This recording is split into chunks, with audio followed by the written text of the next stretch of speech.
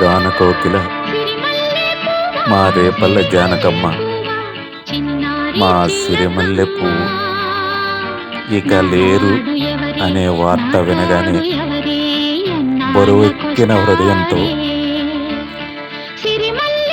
ఆమెకు శ్రద్ధాంజలి ఘటిస్తూ నమస్సుమాంజలు తెలియజేస్తున్నాను.